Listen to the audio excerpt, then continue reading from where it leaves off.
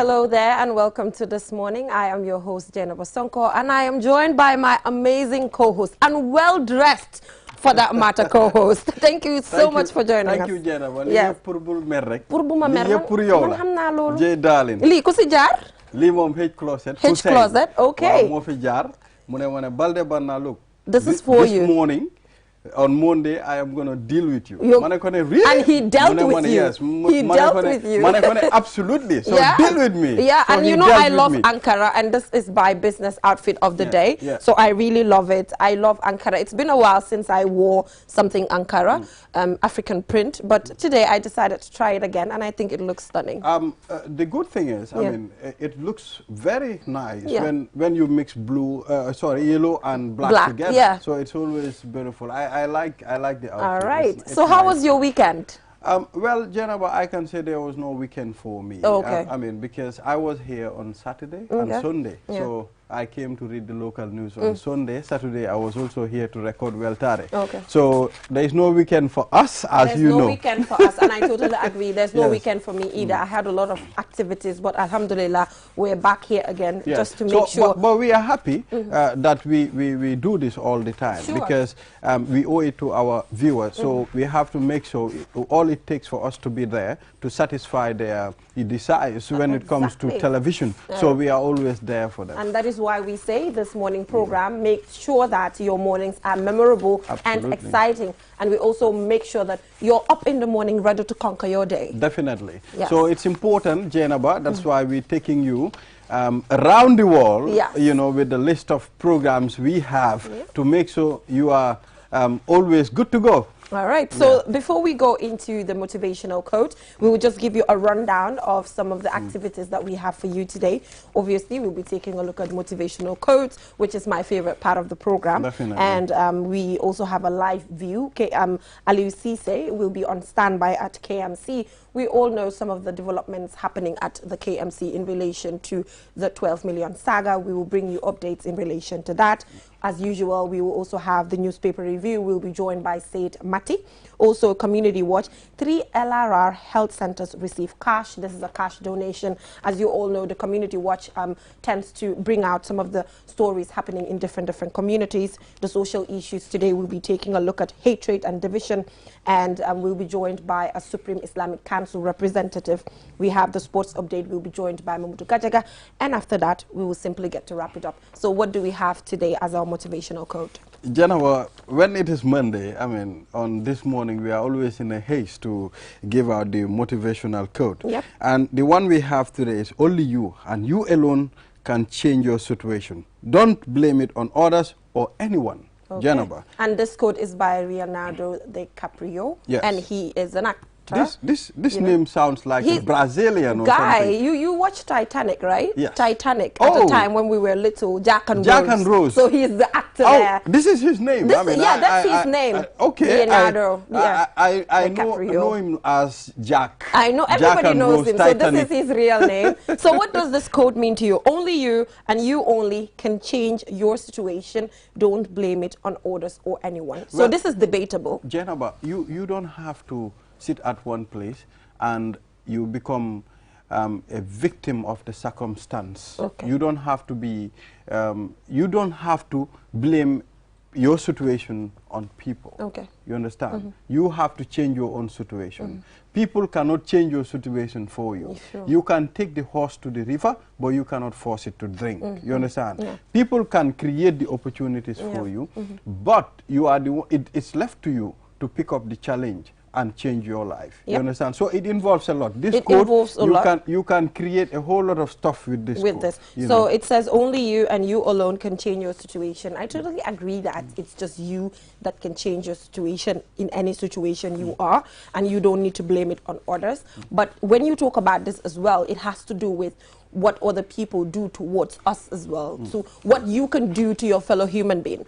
In as much as you are the only one that can change your situation, but people's actions towards you and, you know, just people's doing towards you also has a chance to actually make you stressed or make you lose your mind or something. So in as much as you own your situation and need to change it, people also need to watch out in relation to some of the stress that they put on people. We have seen a lot of bullying, a lot of intimidation in the country, which could add stress to people. And at some point, in as much as these people want to take the situation in their own hands, but the things that you do to them as well matter. Well, but like I said, stand your ground in any situation and make sure to handle the situation and make sure to direct your life. Absolutely. People that is shouldn't very direct important. your life you see, for there is a point in life you have to stand and take up the decision. Look, this is final. I am going to take up this decision. I am going to change my life. I'm going to change my lifestyle. You understand? I'm going to change the way people are seeing me. I mean, you can do anything, Geneva. So it's a matter of just putting it in you and move on. Yeah, it's just like when you're a poor individual and you feel like you're waiting for people to make you rich. No, no, no. That is not the case. To be able to be rich, you have to wake up in the morning, get your bag, go to work, get the money, and be consistent about it. Exactly. So you get to direct your destiny. No one can do it for you. Well, nobody is going to do it for you. But, I mean, along the way, if a person can help, it's fine. But you have to get up and do it on your own. Wow, thank you. Thank you. Exactly. So we will take a short commercial break, and when we come back, like I mentioned in the introduction, we'll be joined by Aliou Cisse at KMC to give us updates in relation to the happenings there. Like I said, you're looking good. You know, I love it. Thank you, Jennifer. This is great. You know, I'm going to do this again. You need to do this again. We'll do this again. Okay. So we will take a short commercial break, and when we come back, we will talk to Aliou Cisse. Do stay tuned. The best product in town is back. QCell's MiFi router. Get the best MiFi in the country for just $2,800 and connect up to 15 users with 4G internet speeds and a long-lasting battery life. So rush now to any of our customer care locations and get the best for less while stocks last. For more info, call our customer care on 111. QCell, Senior Boss, the Gambia's quality network. We innovate, others follow.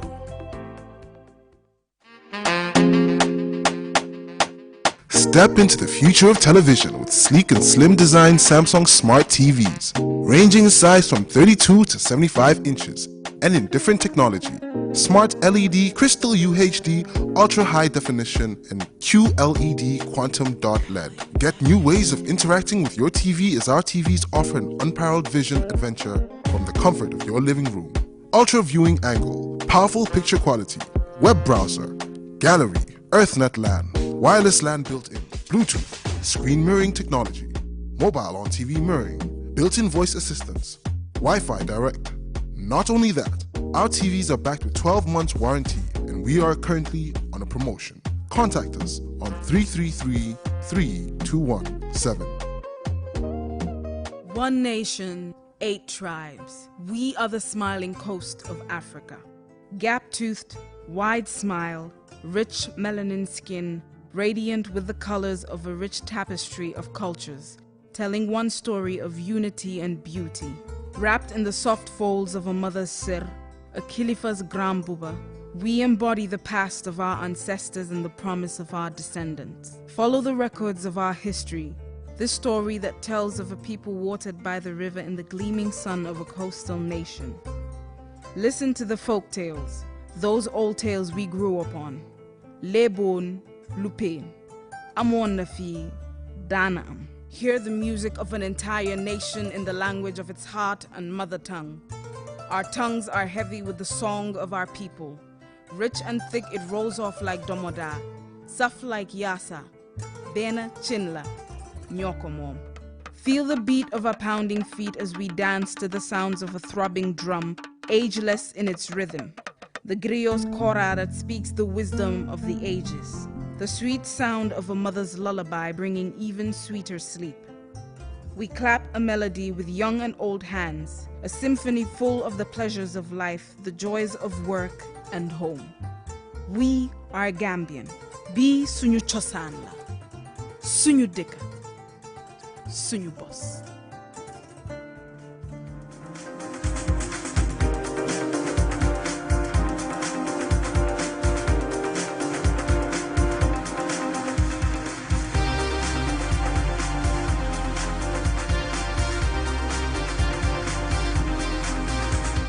Welcome back from that short commercial break. If you're just tuning in, you're watching QTV's This Morning program. I am your host, Jennifer Sonko, and I'm joined by my amazing co-host, Ibrahim Abalde. Like I mentioned before we went for the break, we have Aliou Cisse live at KMC to take us through some of the developments there. So, Aliou, can you hear me?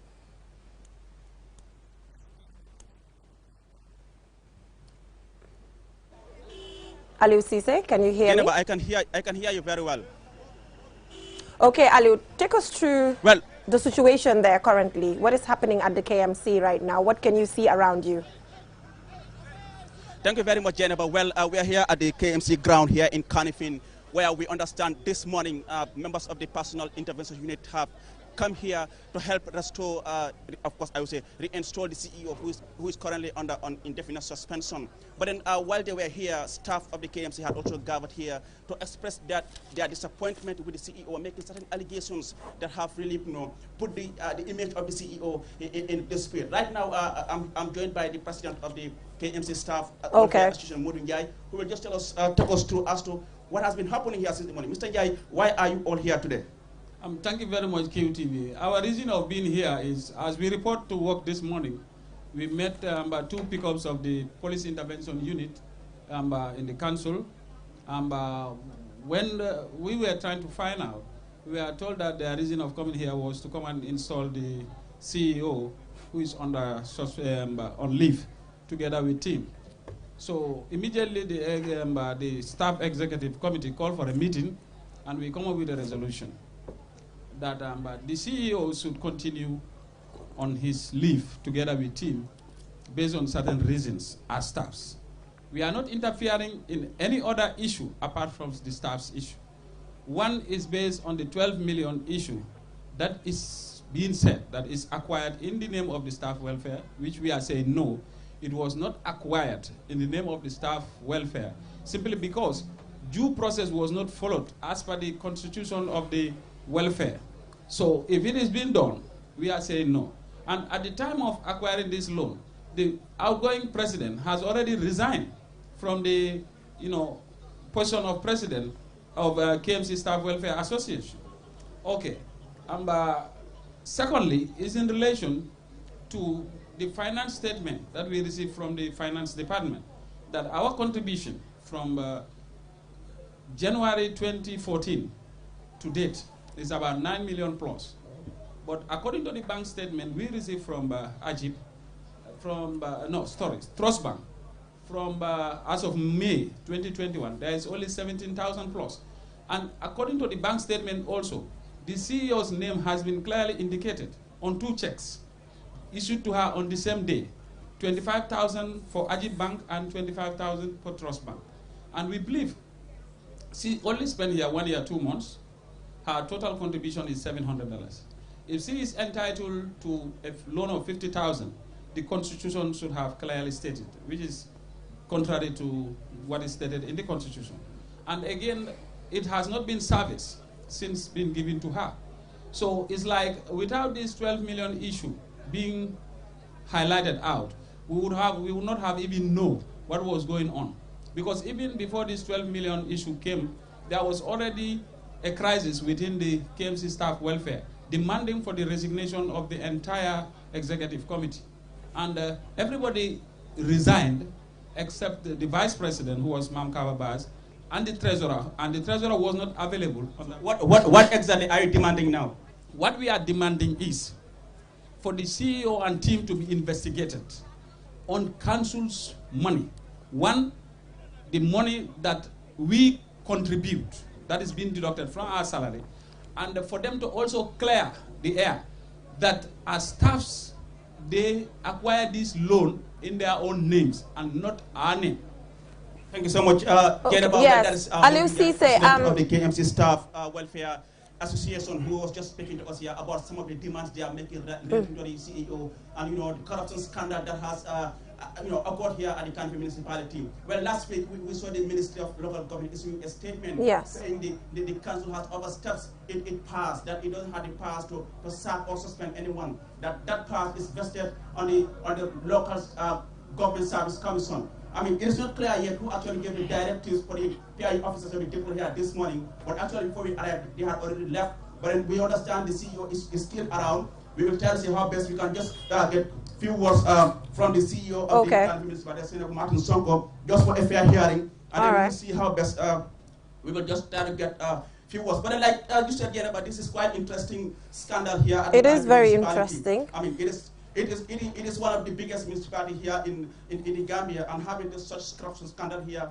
has really put the image of this council in I can say in a quite very bizarre situation. But like I said, we will just try to see how best we can talk to the CEO herself and just try to see whether she will be able to respond to some of the allegations leveled against her. Okay, so while she's there already. CEO, you are live on 2TV. First and foremost, what are you still doing here? I said it earlier. We communicated to the ministry and they advised us to hang around and wait. They are negotiating. And they will advise us. I don't know with whom they are negotiating, but we are waiting to receive the advice from them. That is why we are still here. How do you respond to the allegations leveled against you that you were involved in a 12 million scandal on behalf of the staff members, and you have also withdrawn $50,000 from their account for yourself? I mean, you've just been here 1 year, 2 months, if I'm right. Thank you. This is just an allegation. So for me, like I said, I am an administrator. I believe in evidence, facts. So this matter will be settled at the law court. And if it is true that I have done all the allegations that they are alleging against me, then the law will take care of it accordingly. So for me, I don't have much to say. And before I can say anything in detail, we have to settle this matter where it should be settled appropriately. This is not the appropriate place or ground to settle this matter. Why do you think the council or the staff will level certain allegations against you? Well, I cannot say the motive they have behind it. They know why. Maybe when the time is right, they will come out to explain that. But what I know is that I have my facts, and they will be presented when the time is right.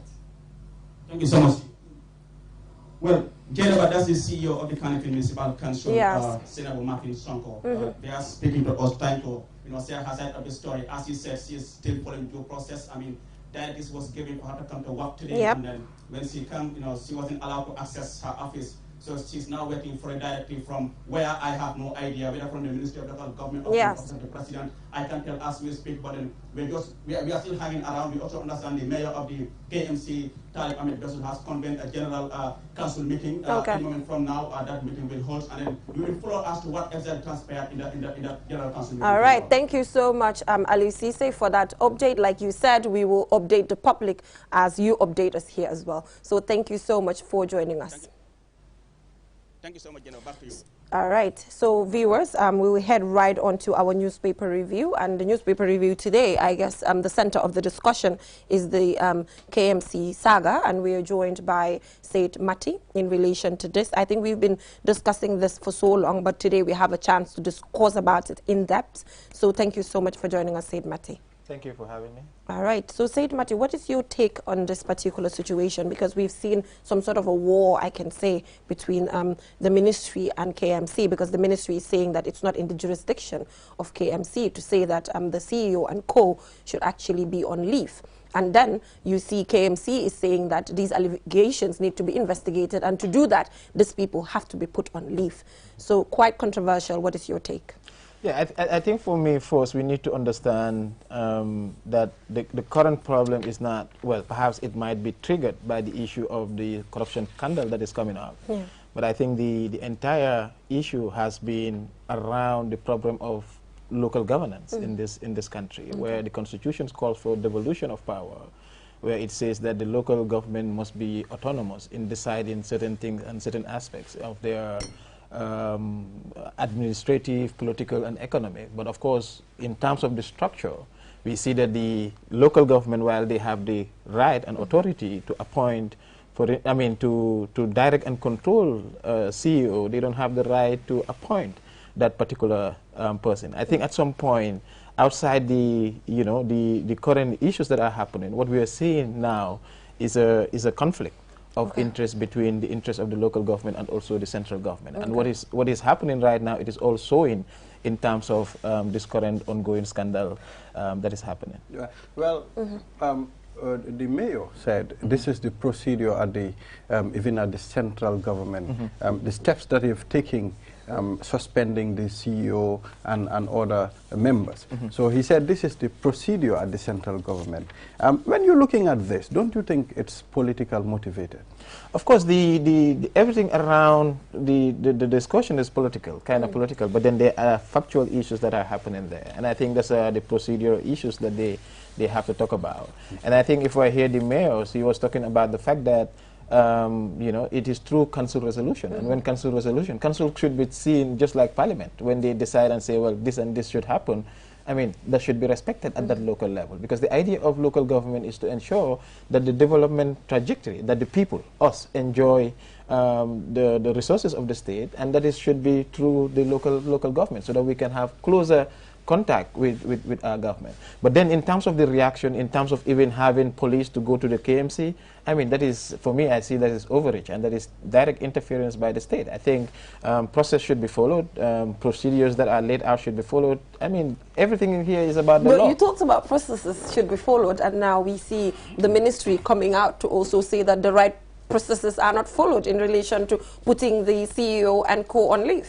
But the ministry, does the ministry have the power to dictate that? Because if I heard the KMC saying that they have written to the local government service commission because they are responsible for perhaps the oversight of this commission, but then why is the minister writing instead of the local service commission?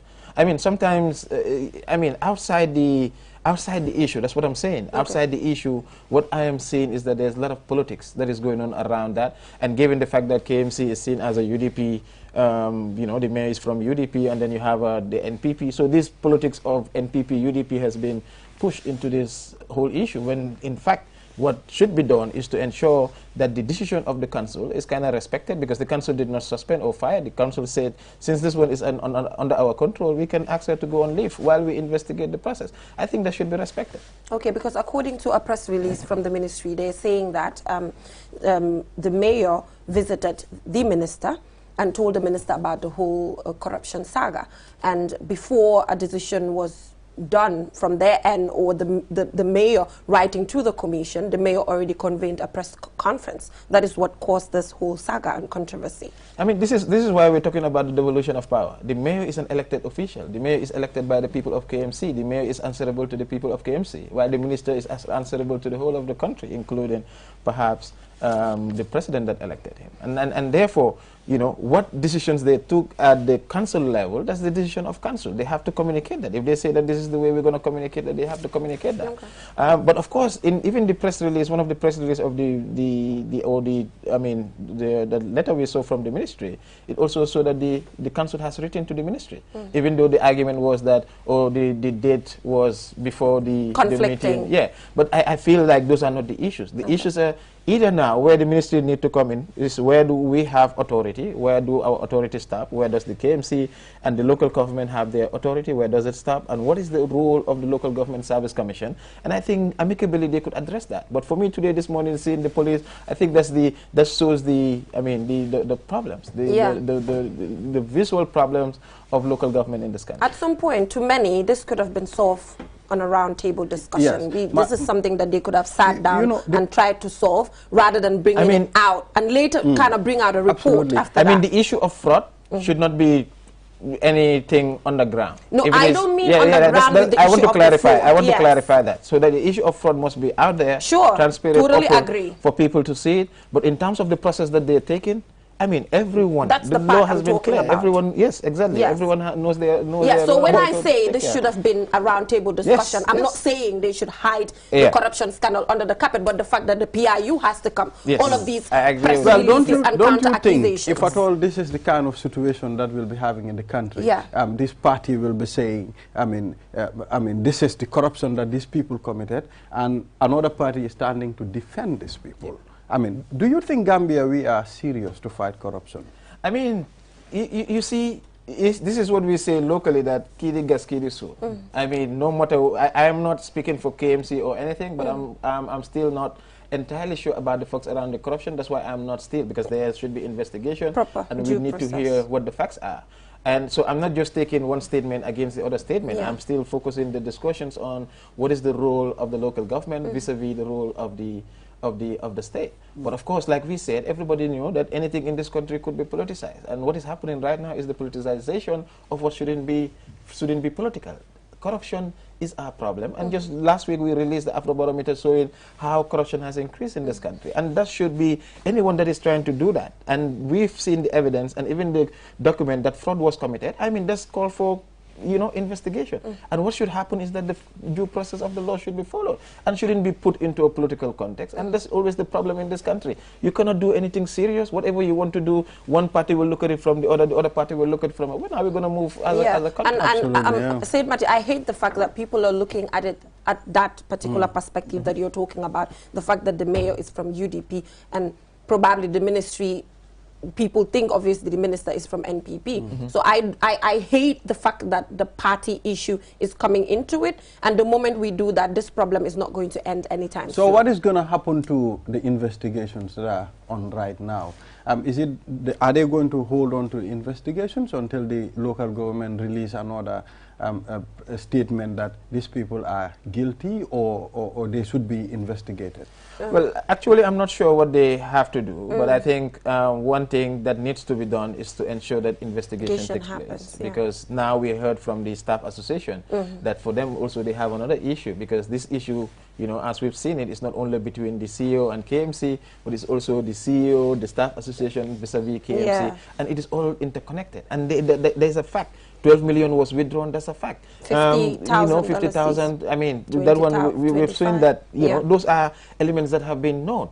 And I think the circumstances around that needs to be investigated and to be ascertained so that people can have. But I think what is the most important part that we even need to start thinking about is what is the role of local government within our own country. The Constitution talks about the devolution, decentralization, and devolution of power, and that talks about political, administrative, and economic autonomy of this local government. And I think the more we try to work towards that, try to connect, then the rest of the country will be able. Because imagine now, KMC, they're collecting money, is for us, people living in KMC. And we should be the one dictating how they're going to run those things. And we have our elected councillors to do that. So I think what needs to be done is for government to do what is right and then allow process to take place. For me, I think with today, what I've seen, I will blame the government for, abusing their authority, clearly. Okay. Well, even if at all they still retain the CEO, do you think there'll be a trust again? Because the trust have already been broken.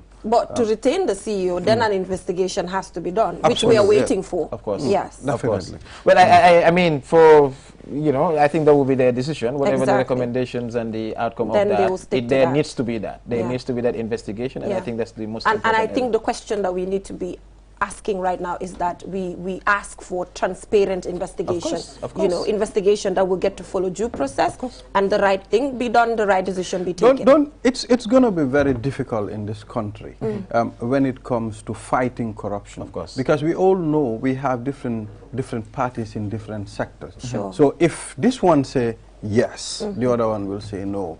So what do you think we should do to make sure we fight corruption in a very smooth way without having a discrepancy, a misunderstanding?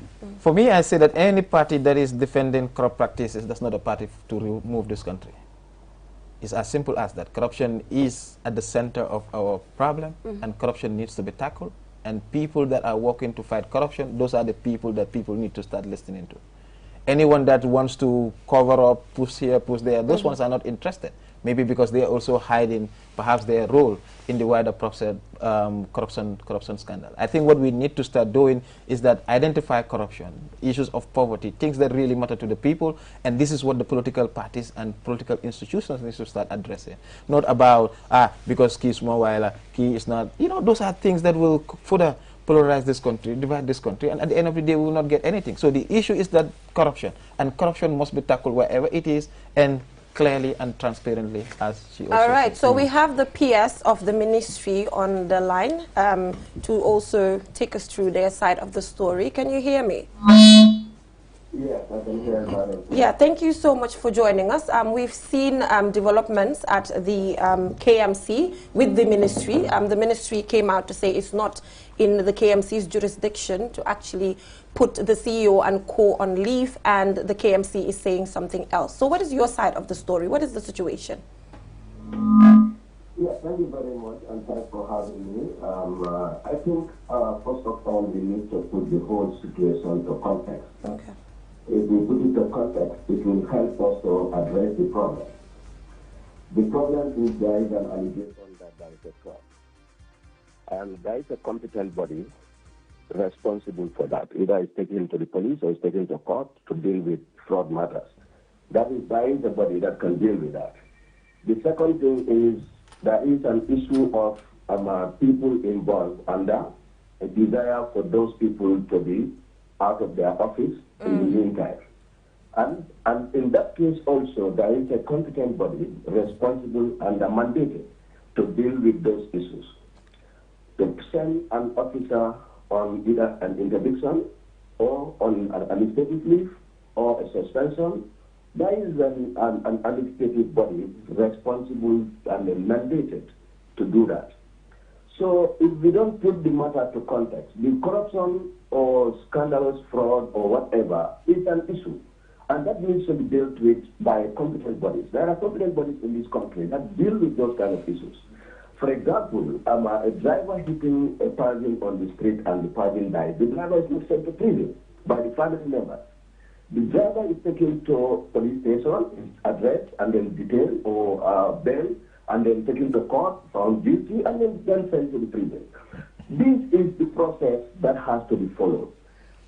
We cannot, as far as the ministry is concerned, there is an allegation, and this allegation needs to be followed, needs to follow a due process, but also the issue of suspension or expulsion or dismissal also has to follow a due process. And there is a body, just like the Public Service Commission, which is called Local Government Service Commission, responsible and the competent body to appoint. They appointed the CEO. They appointed the deputy, the finance director. They appointed all the public officers in the council. And the appointing authority is the dismissal authority. So we have to respect and follow the due process. So okay, talking about respect and... The substance of whether there is a fraud or no fraud, there is a competent body to deal with that. Let that body deal with it and substantiate that there is a fraud or there is no fraud. I don't want to get into those ones. Okay, so talking about fraud and talking about due process, according to the mayor, he visited the minister and spoke to him about this issue. At least, let's say that is some form of respect that he gave him a heads up in relation to what is happening at the KMC. Yes, and what did the minister tell him to do? I think we are looking at one side of the story. The KMC mayor came to the minister and told the minister that this is the issue that we see happen, we suspect happen at the council. The minister asked him, I wish you go through the press briefing I made. The minister catalog the activities as they happen.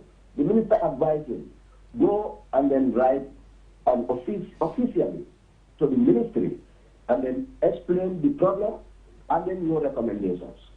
But in the meantime, the action you have taken, which is not your power, you have to rescind that and let's take the matter to the right body, let them take the visit on. That was what was advised. So Said Mati, you were talking about the fact that the council met and they talked about it, and the whole council came up with a resolution and said that the CEO and co should be put on leave.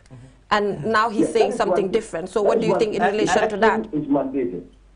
Yes, the council is mandated to come with a resolution to recommend, not to act. To recommend, the act is very clear. The local government act is very clear. They can recommend that we have recommended, we have reached a resolution that the CEO should be put on either a holiday or dismissal or based on the way they see the issue. Then they will forward this to the competent body. That body will either concur with what they have recommended or they will defer. with what they have concluded, and then they will come up with what is appropriate as far as they are concerned. Okay, so Said Mati, you had a different view in relation to this. None of them is working with the ministry, none of them is working with the council. They are independent body, and these are people of integrity. Okay, so let's listen to another side. To perform their duty. Okay, thank you. For me, the only question I want to ask is, where is the local government service commission in all this discussion? Yes. I mean, since one of the issues that the KMC is saying is that they have written to the local government service commission, but it is the Ministry of Local Government that intercepted that letter. So for me, I want to understand, where is the local government service commission at this, and is it the role of the ministry to ensure that the commission, that the KMC is following the due process, or instead of the local government service commission? Because if they're blaming KMC, if they're blaming KMC, yes. I think I need to clarify and expand on that clearly. The role of the ministry is just like the local government service commission in the act. It says that it has to follow the principle of the public service commission. The public service commission, the PSC, has the PMO as the arm. When you are writing for any disciplinary action or anything, you write to the permanent secretary of a personal management office, who will look at your request in line with the laws, whether you are put in everything before they forward it to the service commission. And the ministry serves as that conduit. We receive their complaints, and then we put it that it has fulfilled all the conditions. That means if there is anything missing, we request from the council, you have not provided A, provide it less, so that we can forward the matter to the service commission. And this is exactly what happened. The letter sent to my office was addressed to the permanent secretary, but the addressee is there, the chairman. That is even an anomaly, but that is put aside. The problem is the action cannot be taken already, and now you forward it to the service commission. What do they do? You have already taken action by suspending the officers, and now you are taking the matter to the service commission. What do they do? So it should have been the reverse. You can put it on the urgency. You can put that the ministry that this is an urgent case. We have these people are accused, and we feel that they can interfere with whatever. We are recommending for the service commission to seek emergency and then look at this matter and then come up with look at our recommendation. And that would have been done.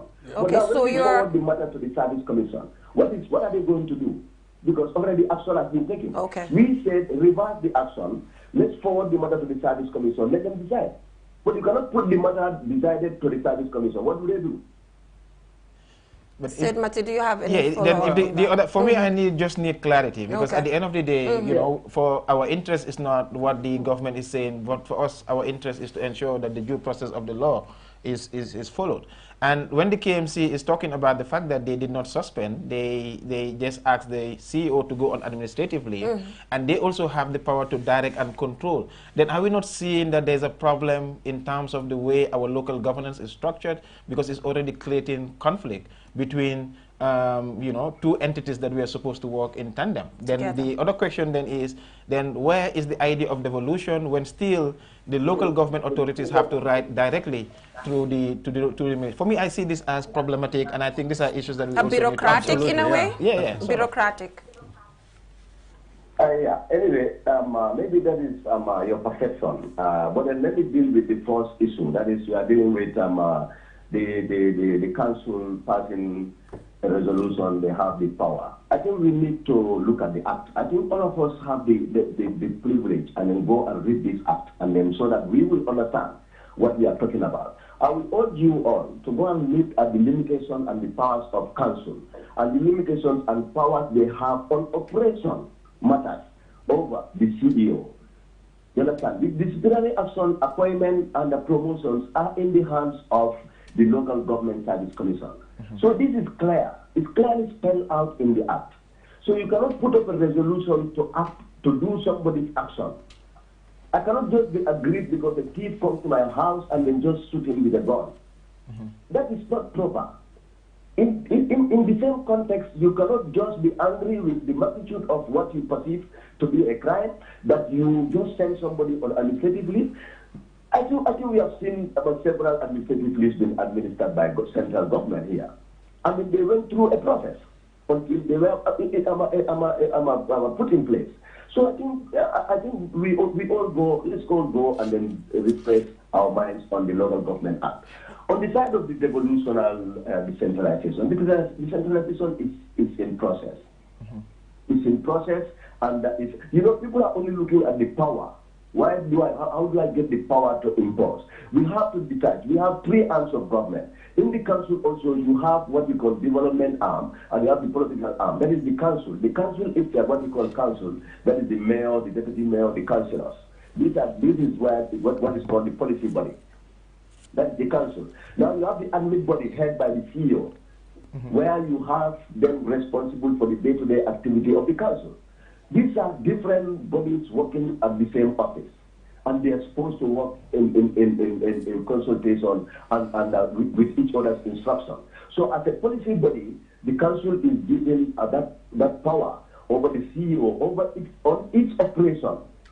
It's down when they instruct the CEO to do anything which is not in line with the act, the CEO is supposed to call their attention. That's why the CEO sits in the council meeting, so that when things are going wrong, he will advise them that what you are recommending. All right, thank you so much, Mr. Sanyang, for that.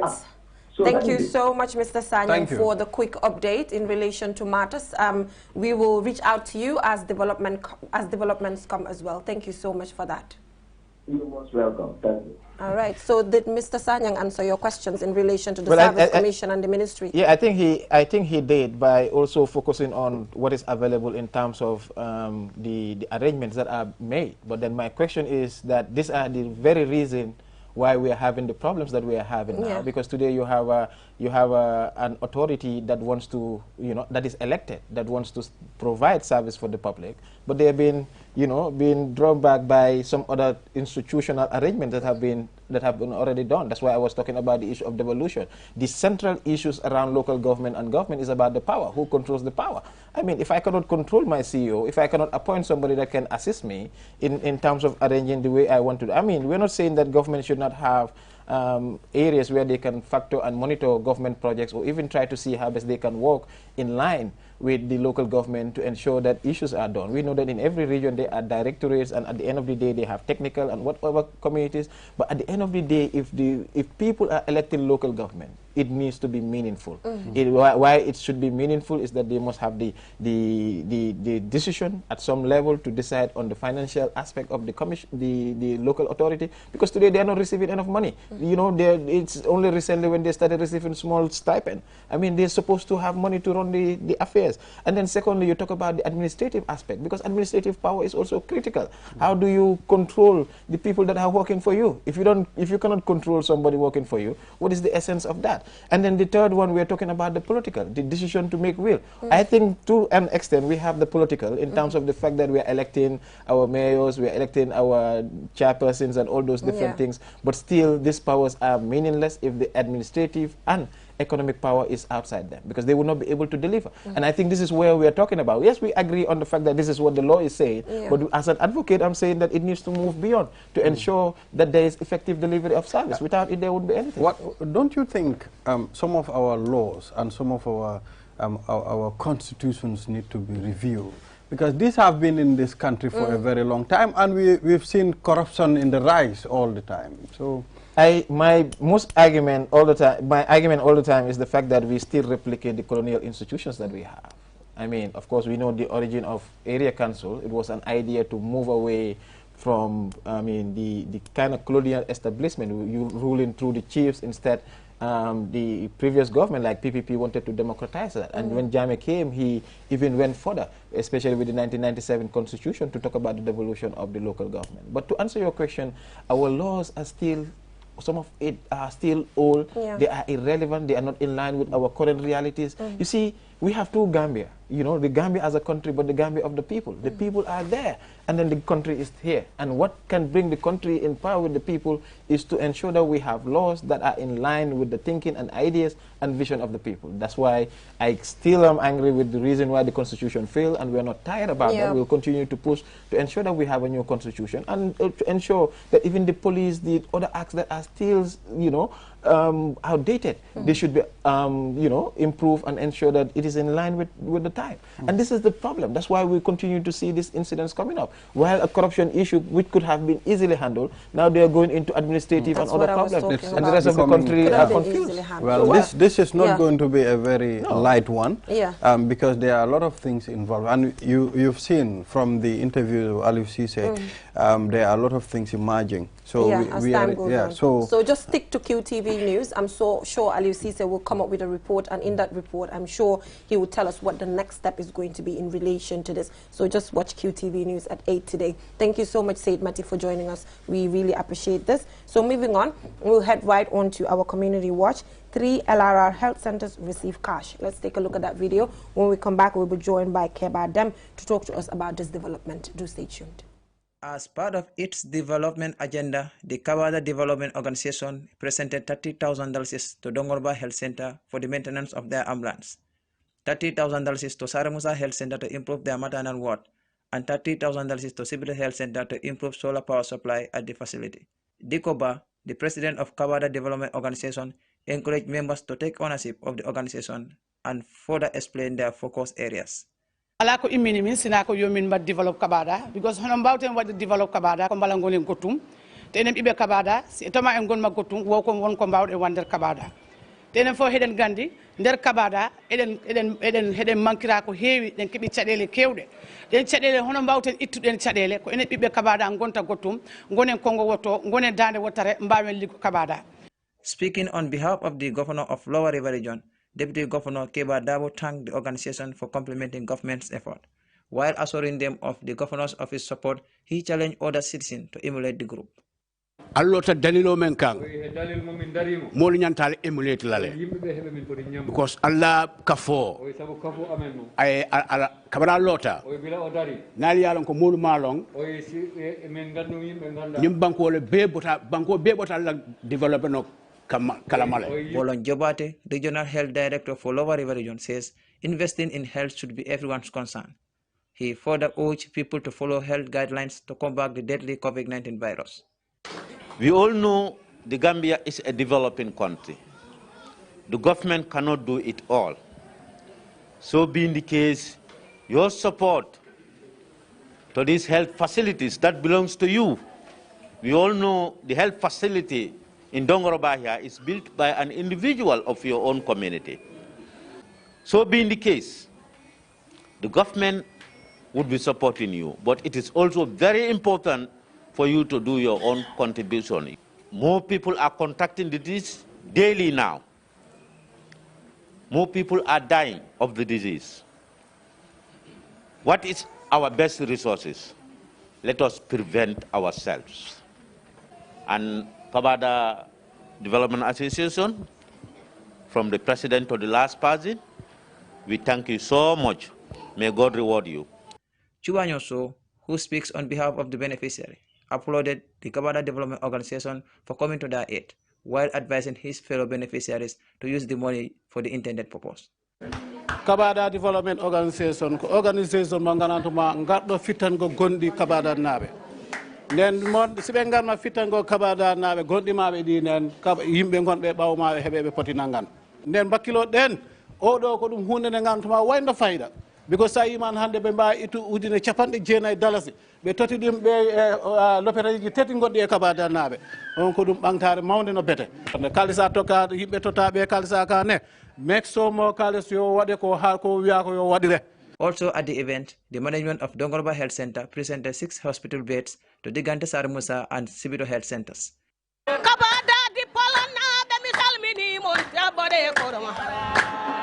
For QTV News, I am Bakari Balde.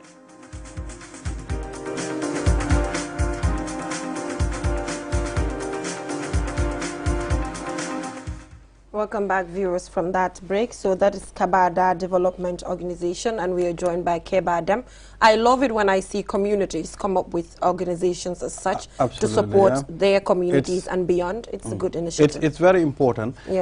Just like the motivational quote this morning, I mean, you have to change your own situation. You don't have to wait for someone to come and do it for you. Along the way, if someone help you, it's fine. So Kabada, it's not a new name, the Development Association. I think a few months ago, their executives came here. I saw the president. You know, they came to introduce their association. And we are happy to have the Secretary General, Kabada, in the studio with us. Thank you so much for joining us. Thank you. All right, so what motivated that activity? I know our health sector is not looking good, you know, obvious question, but probably there's something that we do not know. Absolutely. I would say good morning to you all. I would start by saying actually, you know, why Kabada Development Organization came into existence. Kabada is a region or is a section in LRR that run across the LRR. The moment you cross the Kalaji Bridge, mostly on the right side of the Pakaliba Bridge, this is what we call Kabada. So we've seen Kabada, I would not want to use the word marginalized, but I'm sorry, I would try to employ it. No. Well, it's important. It's a real talk, so it's okay to be real. When it comes to development. Yeah. And for us, we are also brought in that condition whereby people come together, try to do things for themselves. This started way back since 1979. All our major schools now in Kabada, they started by self-help projects. Government never initiated them. Since the time of PPP, you know, Fourth Republic, Second Republic, up to now, these schools, again, the 4 schools to be established in Kabada were Dongoroba Primary School, Misra, Nyoro Jataba. These were all self-help. So we copied this then from our elders because they came together, built these schools, and we went to school. It's very interesting to say, anybody older than I am did not go to school in Kabada. It started from my age down. Unless one who have maybe got the opportunity to go to school in other areas. So this is how these schools came to, you know, into existence. So when we come to health centers also, there is no health center that government built in Kabada. Interesting. These 3 health centers we're talking about are self-help initiations also. So we have to start it. Maybe government would see and come and complement what we do, but we don't have to wait for them. So why do you think government decided not to help? You talked about that government has not been helping since the time of PPP. Is it because you're opposition? Is it because you're too small? What is the issue you think is the reason why that particular community has been marginalized? Why is that? Very interesting question again. Kabada, we never normally go, you know, in opposition side. That's also known for Kabada. Always sitting president, we always try to go with the system. Because why? Simply, when we pay tax, where do we pay?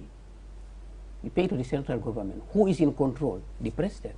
We don't pay tax to Halifa Sallah. We don't pay tax to Mama Kande or Lawyer Dabu. The tax that is paid is whoever is governing the country is in that individual custody. So, and then we have right for that tax. Because these are the tax that are supposed to be used to develop these areas. And Kabada now, we are not only paying tax for our buildings, our whatsoever.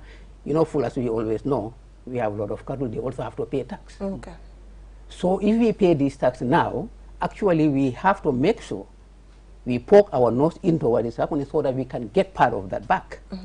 So that's why we believe, I don't know whether government is paying us back as we do, because normally we don't oppose.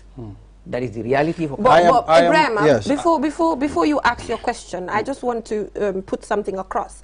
That is, it doesn't necessarily mean that Kabada has to support the incumbent for government to pay you back in relation to the tax that you're paying or bring development projects. I want to make that clear. You can actually support DOI, you can actually support CA or UDP, and still the development has to come your way. I think it's important that we put that across. Who you support really shouldn't actually affect the development that is supposed to come to your community. As far as the president or the government, the sitting government, it's governing the country. They are responsible for bringing development. But it's left to the community to make that decision.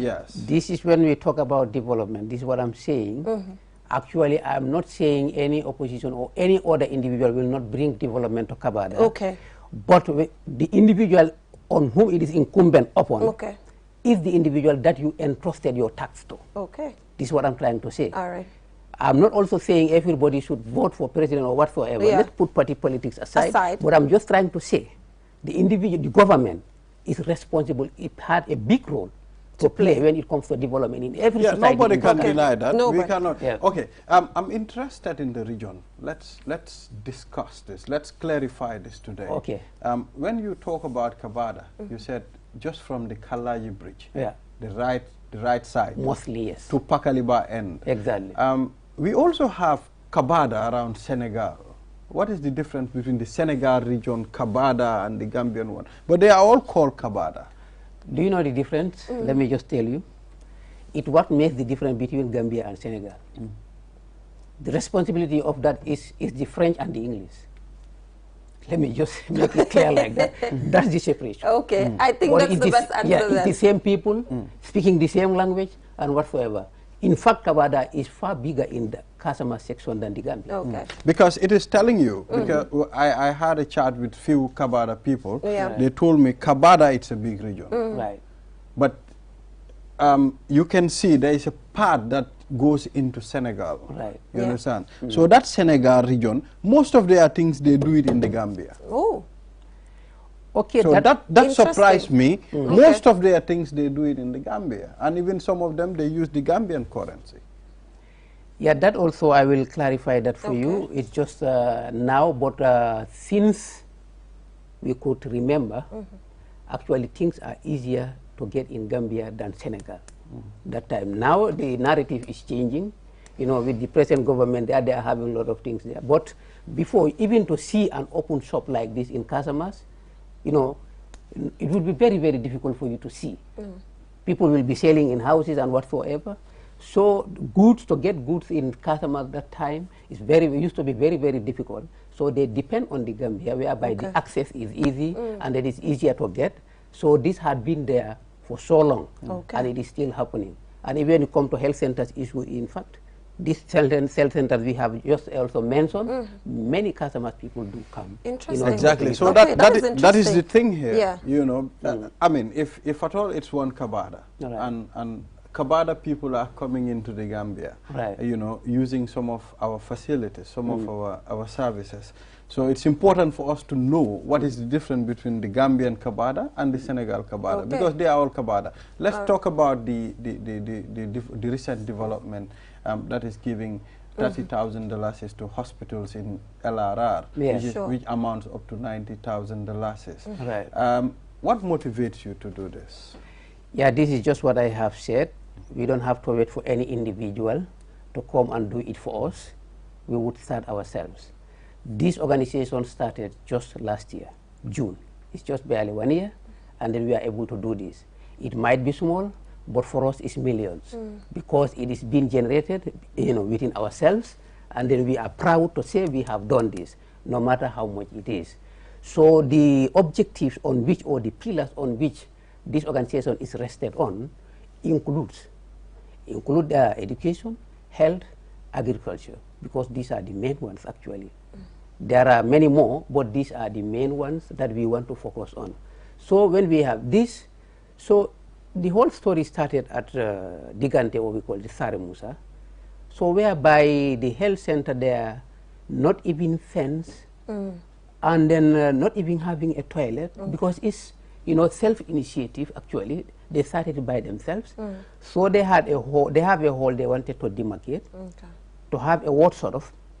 So whereby people, well, the ladies especially in labor, when they deliver, instead of releasing them directly to go home, at least they need to observe them as long as it requires, to make sure that they are free from any complication at home. So they approach us as an organization. What could we do? So we went and visited the place, and then we realized that actually it is really, really necessary. So when we discussed this as an executive from here to diaspora, we said, okay, not only Sare Musa or Digante officially, you know, it is called, but let's consider also the other health centers that are in Kabada. That is Dongoro, Digante there, and then Sibito. Okay, so Mr. Dem, finally, to wrap up this whole session, can you tell us, in relation to the cash that you've given to these health centers, did you outline specifically what this money should be meant for, or it is left to the health centers? Is it meant to buy gloves, sanitizers, or what? Yeah. Through my explanation now, I've already explained about Sare Musa or Digante. Yes, you did. About the word and whatsoever. Yeah.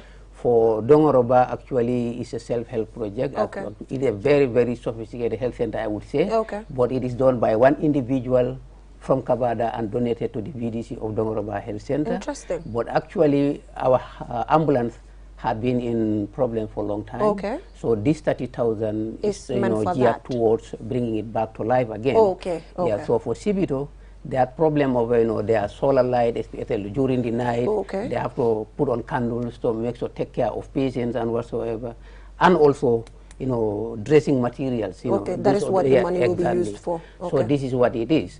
So during the occasion, you could see also Dongoroba. Hence, these are sister health centers also in Kabada. When Dongoroba had more than enough, then we need to give to others. Because when you create a ward, you need to have beds. You know what? Time is against us. Yeah, we just want you this one as your final answer. What are you people doing to follow up to make sure this money is put into use? Sustainability. Yes. Every health center, they have a committee, and that committee is a catchment area. Not only the village where the health center is, the committee is being driven from cluster villages.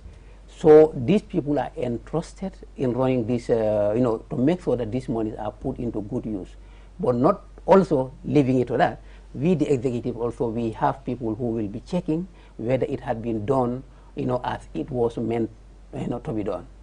Yeah, this is how we want to monitor. All right, thank you so much, Mr. Kabada. Thank you for what you do, and hoping that you'll be back here soon in relation to other donations that you'll be doing to other communities. And hoping that, you talked about the fact that the community has been marginalized for so long, hoping that after this program, we will have communities or organizations in other communities coming to support, or even government as a primary duty bearer coming to pump in certain development projects in Kabada. And we are wishing you well. So we will take a short commercial break. When we come back, we will head right onto social issues. We have the Supreme Islamic Council representative, and they will be talking about hatred and division, and also the significance of the Islamic New Year. Do stay tuned.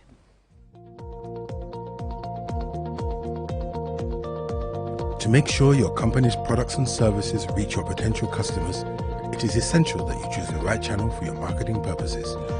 QTV has the widest reach locally and beyond, and we can give your business the visibility it needs.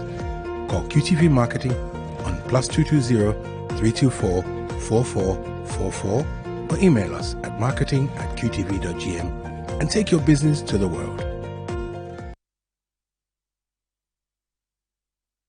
The best product in town is back. QCell's MiFi router. Get the best MiFi in the country for just $2,800 and connect up to 15 users with 4G internet speeds and a long-lasting battery life. So rush now to any of our customer care locations and get the best for less while stocks last. For more info, call our customer care on 111. QCell, Senior Boss, the Gambia's quality network. We innovate, others follow.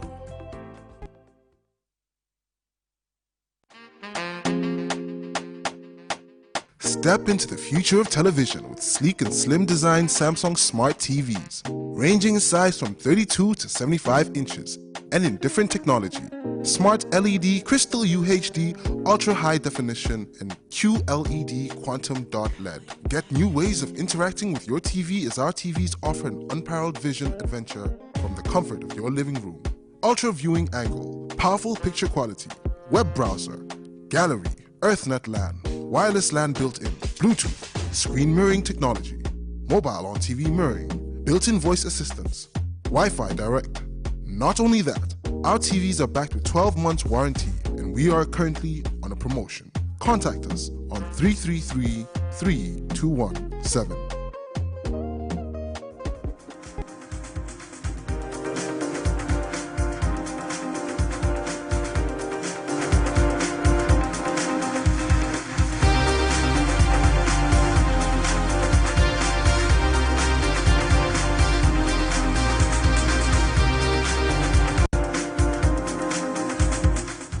Welcome back, viewers, from that short commercial break. If we're just tuning in, you're watching QTVs this morning. I am your host, Jenna Bosonko, and obviously joined by my amazing co-host, Ibrahim Abalde. Yeah. So like I mentioned, today on Social Issues, we'll be talking about the significance of the Islamic New Year, as well as talk about hatred and division. If you've been following developments on social media, you would see so very important individuals having accusations and counter-accusations here and there, which we all frown at, but we'll be talking about that later. We will start with the significance of the Islamic New Year. Thank you so much for joining us, Mr. Jaita. We really appreciate it. Thank you very much for having me here, sitting on behalf of the President of the Council, who is engaged in other issues related to the same problems.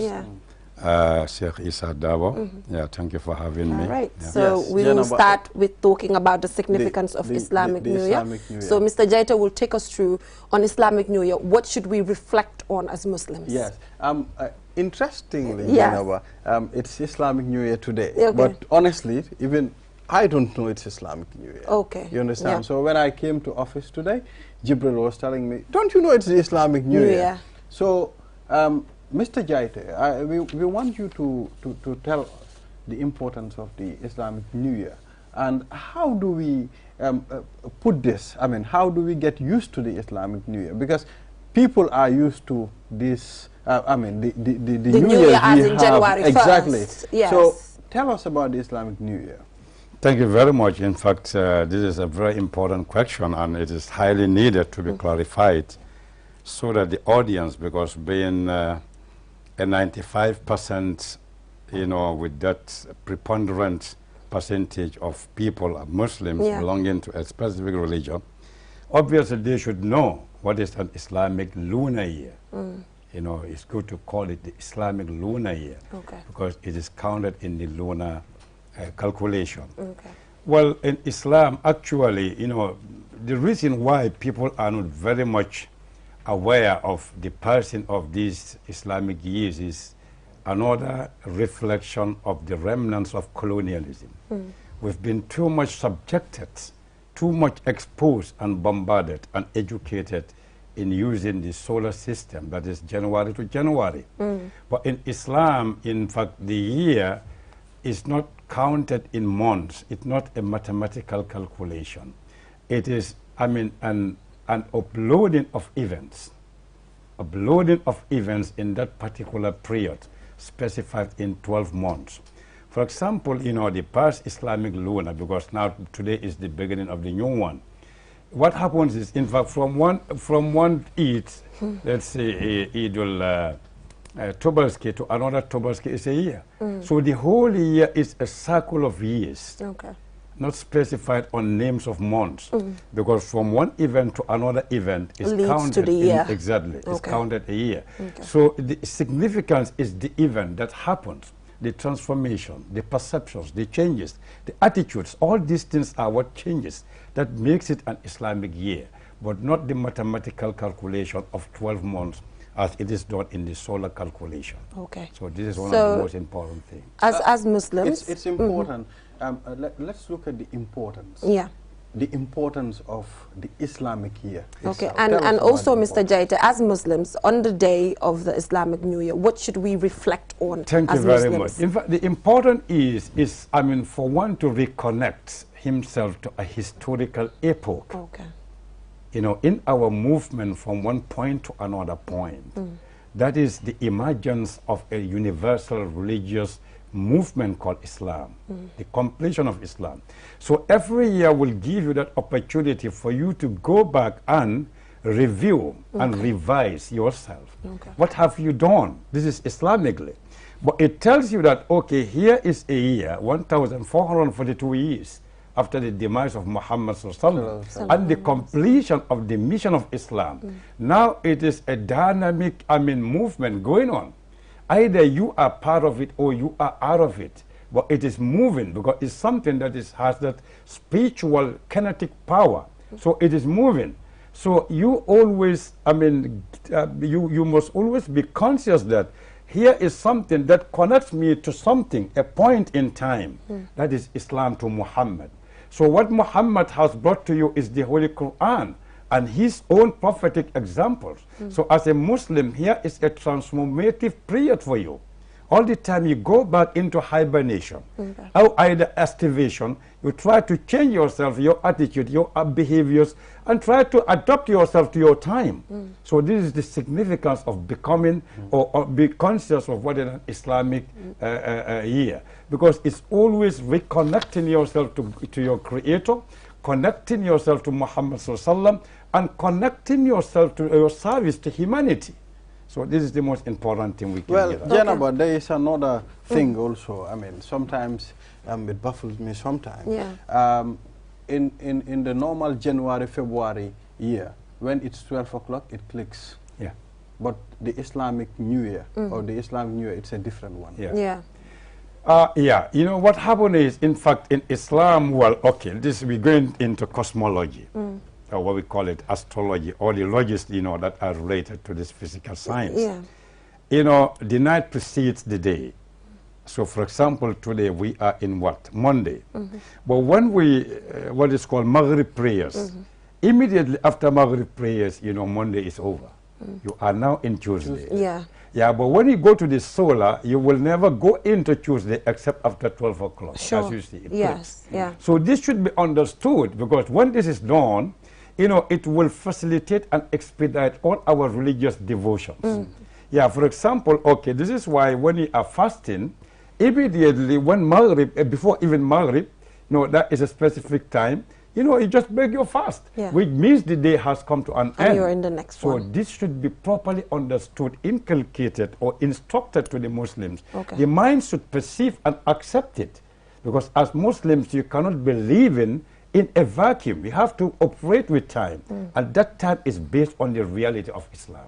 Okay, thank you so much, Mr. Jaita, for that explanation. Yes. So I guess your question has been answered. I mean, you weren't sure if it's today or not, yes. and it's quite clear. So we've seen on the newspapers, on social media, just basically everywhere, that the Supreme Islamic Council warns against hatred and division. Why is that?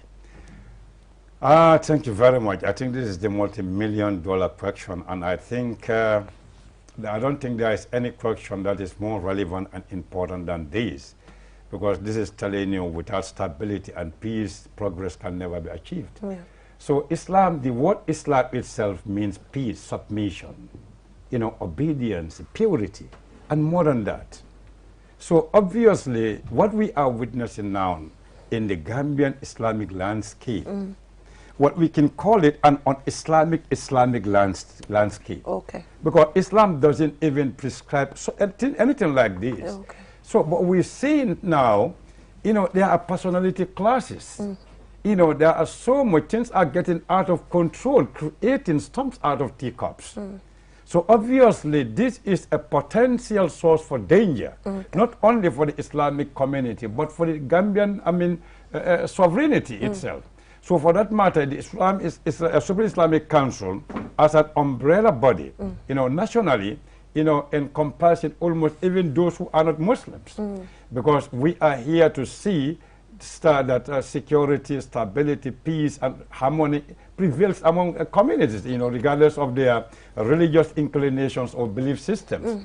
But now what we are seeing is actually unbelievable and uncontrollable and beyond normal human imagination. So the only way the Supreme Islamic Council as an umbrella organization can do is to use the moral power that it has been given by the community of Muslims, you know, to release press release, you know, to condemn and to advise and to prescribe the proper way for Muslims, you know, to stop and desist from these, un-Islamic practices, you know, hatred. Because the hater is always living in a climate of inferiority complex and insecurity. You know, he just wants to project, his rancor, his anger against the other party who might be very innocent. And if you differ with me in my thoughts, in my understanding and perception, that doesn't warrant you to be insulting me, because insult is always a weapon for the weak person. So this is why the Islamic Council sees it as a duty incumbent upon him, you know, to release and to advise against this un-Islamic practice. because people might associate it with the core of Islam. And in the Holy Quran, look, even pointing a finger angrily against your opponent, the Quran condemns it. وَلَا تَصُبُّ الَّذِينَ يَدْعُونَ مِن دُونِ اللَّهِ فَيَصُبُّ اللَّهَ عُدْوَانًا بِغَيْرِ إِلْمٍ. You know, don't even point your finger aggressively against anything that other people consider as God. Because they might in return insult the people of God or even the prophet of God, because you cannot insult God. You insult what exists physically, but what doesn't exist, you cannot insult it. Mr. Jaite, I wish, Jenna, but we have a lot of time. I wish to. I mean, we have a interesting conversation. A lot of things to answer, to ask. Mr. Jaite, today, when it comes to Islam, most people think it's only limited to prayer. But your actions outside, towards your neighbors, towards the people that you work with, tell us, some people believe Islam is only prayer. You only pray and you are done. But other actions outside, your attitude towards people outside is, well, you should behave anyhow. You see, my brother, Mr. Balde, I think Balde. Yes. Yeah, you know, mediocrity is a crime. To be a mediocre, you know, is to be a criminal. You know, half-baked education is dangerous. You know, Islam as a religion is comprehensive, it's dynamic, it's practical, it's moderate. But the problem is the way Islam is presented and given to the average Muslim is absolutely out of the context of true Islam. Because you cannot simply just sit and say Islam is based on only 5 pillars. Okay, this is the fundamentals, it is based on 5 pillars. But you cannot just call a house when it is built with only 5 blocks. You cannot call it. So Islam has 3 major principles. One, that's devotion. And that is the first one is creed, your belief system. The second is devotion. And the third and the most important thing is your interactive attitude in society. Sure. Because Islam is divine in origin, but socially in application. Sure. So when our social application dimension of Islam is not very much, I mean, it's not solid and it's not based on very strong foundations. Obviously, whatever we do in prayers, because in the Holy Quran, the Quran would, I mean, elucidatingly and clearly, powerfully, strongly tells you that, I mean, you just have to perform prayers. But why are you doing prayers? Recite what has been revealed unto you. That's the Quran. Salat, and perform prayers. You know why? Inna salata tanha anil fahsha wal munkar. Because the function and the duties and the benefit of prayers primarily is to, I mean, cleanse you from whatever is a debauchery attitude or action, and whatever is bad in attitude and in action.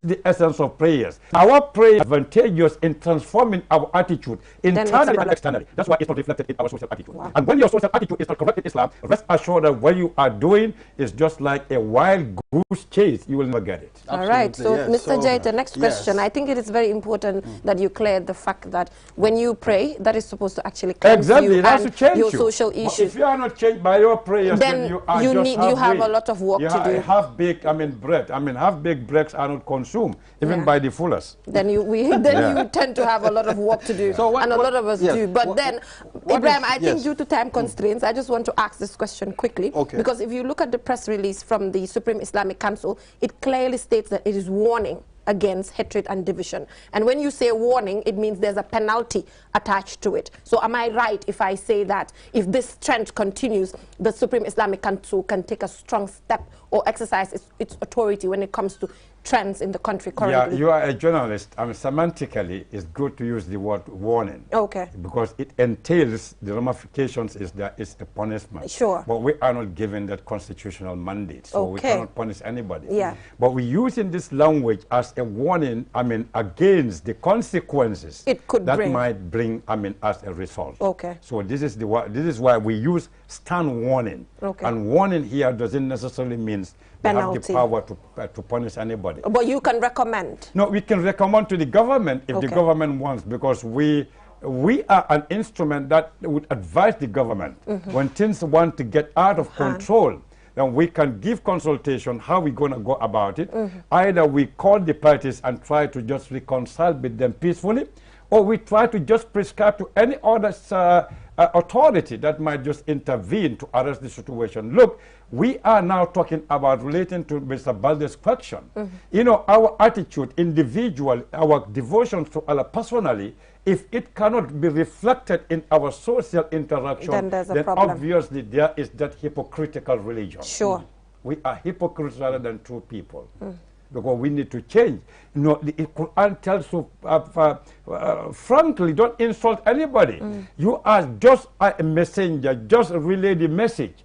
And guidance is in the power of God, Allah subhanahu wa ta'ala. So you cannot simply go insulting people. And whoever differs with anybody, and you think you are the controller, the monopoly of truth is in your court, then you are the person on the margins of even civilization, much less of Islam. All right. So thank you so much, Mr. Jaita. Due to time constraints, I'm afraid we might have to let you go. And thank you so much for making that clarification in relation to the warning. Because when I saw it, I was like, do the Supreme Islamic Council have the authority? But thank God you made that clear, and that doesn't obviously exist. But at some point, you can tend to recommend. And we've also seen the president, Adam Barrow, come out to say that he's warning against extremism as well, which is in line with what you're saying. So we will now head right on to the sports update. But before that, we will take a short commercial break. We are joined by our colleague, Momodu Gajaga, to take us through what is happening in the world of sports. So after this break, we'll head right on to Momodu Gajaga when it comes to what is happening in the world of sports. Do stay tuned. Thank you very much. To make sure your company's products and services reach your potential customers, it is essential that you choose the right channel for your marketing purposes. QTV has the widest reach locally and beyond, and we can give your business the visibility it needs. Call QTV Marketing on +220 324 4444 or email us at marketing@qtv.gm and take your business to the world.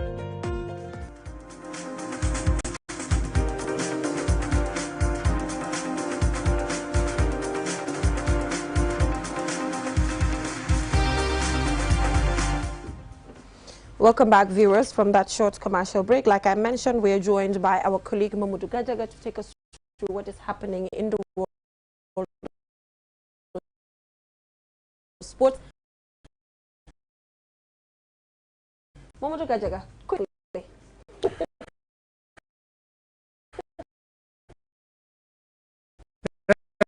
Yes, the man that we're for 21 years, professionally for 17 years, since he made his debut in 2004. But finally, he's saying goodbye. It's so emotional. Yeah. He gave a statement yesterday in a news conference before he left and say final goodbyes. And busted in tears. Yeah, busted in tears. You could see it in the pictures as well. Well, Lionel Messi is a Barcelona player. Since at the age of 13, he's been at the club. He scored more than 600 goals for the club in more than 700 appearances. So naturally, all that he knows is Barcelona. He's been in the city for so many years, and over 2 decades, and as well as performed for the club to the highest level of football, especially at club level, with all the success that they have. Lionel Messi is a 6-time Ballon d'Or winner. That is like the best player in the world on 6 occasions, as well as so many achievements. He has the record goal scoring accolade in the La Liga, and as well as record goal scoring in terms of free kicks that he scored, and in terms of some of the most beautiful things that you can imagine in a footballer, that is dribbling, passing, and all of that. He has all those standards. Quickly, can you take us through the reason for his leaving? Yes, that's a very, very interesting one. It's money matters. Yes, Lionel Messi looks set to extend his contract, but because the wage bill in Lionel Messi, his payment is so exorbitant that Barcelona, one could not afford it, and also the Spanish La Liga put a cap to the salary as to what players can earn. So, and also financially, Barcelona are heavily indebted. They had a debt of in excess of $1 billion, so they can't afford to pay him. So they had to let him go. And then, you know, Possibly now, the next move that is closer is Paris Saint-Germain. They have the petrodollars. Okay. So what next? What next for Barcelona? I mean, when you talk about Barcelona, what comes to the mental picture that people have is Lionel Messi. Yes, so literally the club is built around him. Yeah. So now they have started life without Barcelona, life without Lionel Messi, I beg your pardon. Last night they played a friendly with Juventus and won 3-0. That's the first time playing without Messi. So they can go without Messi then. Well, I think my fuller people will all move to. But that was just a friendly. You can't judge them on that. Okay. Maybe when they start playing professionally, or maybe in a competitive match, that is when the Spanish La Liga start, or the European football season like the Champions League, that is when you can rate Barcelona without Messi. Okay, all right. We are looking forward to that then, just to see if Barcelona can go without the existence of Messi. I know many teams will like to sign Messi, but price be. Price be did this. It's a lot of money. It is. Yeah. Paris Saint-Germain, like I said, the French club, they have a lot of money. They have a billionaire behind them. So obviously, I think they can afford to pay him. They will be able to afford him. All right, is that all you have for us in the world? Yes, definitely. That's everyone talking about Lionel Messi. Is all over the world. He is like the man of the moment. Yeah. But finally, that long marriage with Barcelona has finally ended. Thank you so much, Mamadou Gajaga, for that update. We really appreciate it. Always good to have you here. It's a pleasure. All right. So I think that is all we have for you in this edition. But Ibrahim, I think you want to remind us about your outfit. I think, Jennifer, I will do the standing. Yeah, we have to do the standing just to show. Let's do this. Yes. You know.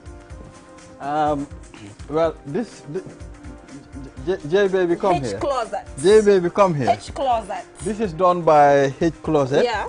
Hussein, from top to bottom. Thank you very much. We appreciate it. H-Closet is the place to be, Jennifer. Right. And so this is done by Business Outfit of the Day, and her number is 3834020. 3834020. So this is done by Business Outfit of the Day, and I really appreciate it. She's doing extremely well, and mind you, she's a young person, very young, doing very well down there at Senegambia. So go visit her. So